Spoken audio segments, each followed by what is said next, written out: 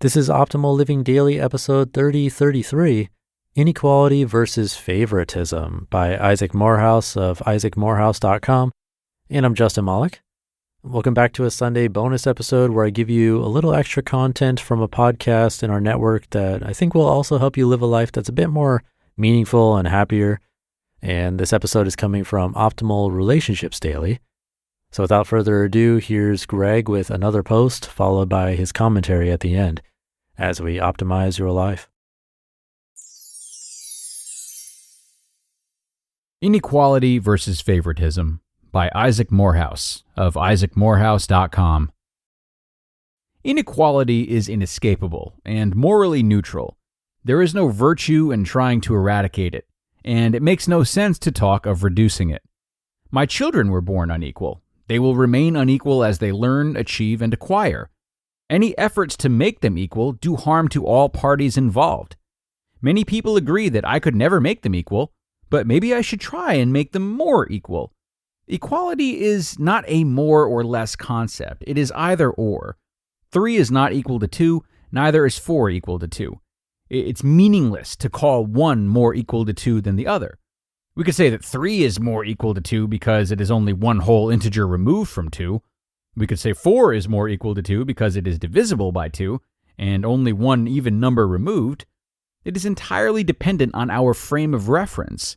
Equality between individuals is as impossible as equality between 2 and 3, and degrees of inequality are entirely subjective, a matter of perception, different for all observers and participants.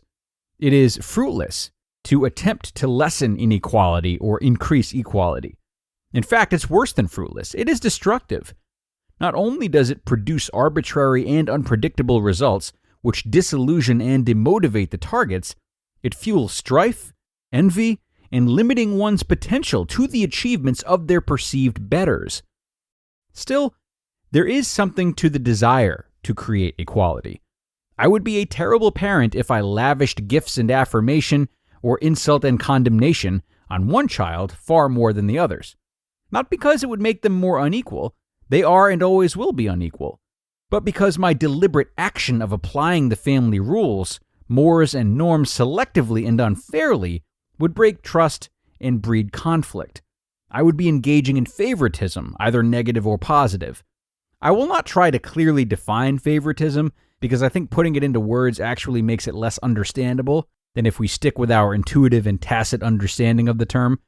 It is not merely acting differently towards different people.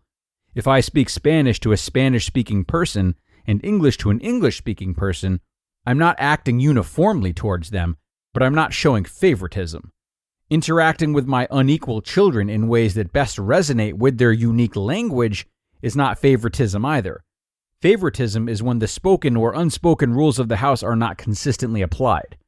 If it is known that doing X chores will get you Y payment, or that treating dad's iPad carelessly will result in less access to the iPad, these norms must be applied in a uniform way.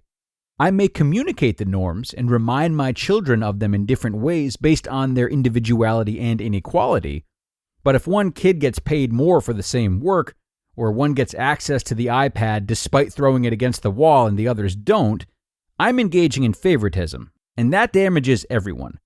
Uniform application of the family norms will result in inequality, as is inevitable with unequal children. Some will get more chores done and earn more money. Some will have a hard time controlling emotions and end up throwing the iPad and losing access to it. Their nature and choices will produce unequal results.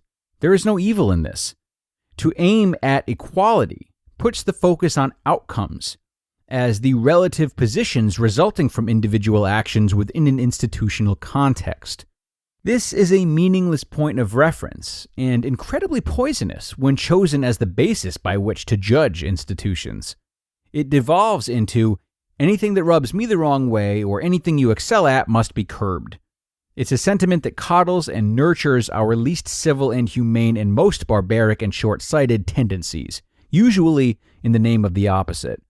It is the uniformity of treatment in relation to the understood rules and norms that matters, not the inequality that results.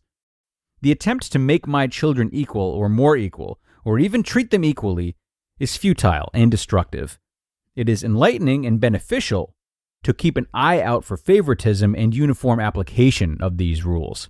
I have to check my tendency to selectively apply the mostly unspoken institutional arrangements of the family, and it's healthy to audit myself in this way.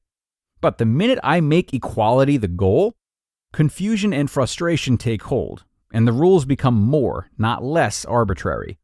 Of course, society is not a mirror of the family, but the lessons still apply. To seek equality, or more equality, or less inequality, is an unproductive pursuit, and typically a mask for other frustrations we're trying to ameliorate where we want the moral sanction of our peers to do so. Drop it. Inequality is morally neutral and needn't be resisted or defended. Focus on reliable and fair institutions that don't systematize and reward favoritism, but make it harder and more costly. You just listened to the post titled Inequality versus Favoritism by Isaac Morehouse of isaacmorehouse.com. It's no secret how important e-learning solutions are in today's dynamic business landscape. If you want any chance at keeping up, it'll be necessary for you to have innovative tools that transform workplace learning into a seamless process. That's where our sponsor, Articulate, comes in. Used by over 120,000 plus organizations, Articulate is a software company that specializes in e-learning tools. Their suite enables easy creation of engaging online courses, catering to individuals and organizations, delivering effective online learning experiences and training to their workplace. Articulate makes it easy and efficient to create engaging digital learning experiences that reach more learners, giving you endless possibilities to create, collaborate on, and distribute stunning and interactive e-learning experiences. So visit articulate.com/360 to start a free 30-day trial of Articulate 360. That's articulate.com/360 to start a free 30-day trial of Articulate 360. A really thoughtful and creative piece by Isaac today. Thanks a lot to him for that. Certainly, this content is very thought-provoking, and it might be easy to get lost in, but it's key for our relationships nonetheless, everyone. So to boil it down into simple terms, or at least in terms of those in our social circle and relationships that we actually can control, it would be silly to apply the same rules and same treatment to everyone, because each relationship is different and has different needs. If there's a sense of equality worth focusing on, make it equality in effort. Effort is different from behavior or systems. Seeking equality in effort means doing your best to meet the unique needs of those who you love, and also being sure to maintain your own boundaries as vigilantly within these relationships and that which you choose to give to others. We're around all different people. They want different things. They need different things. They have different interpretations.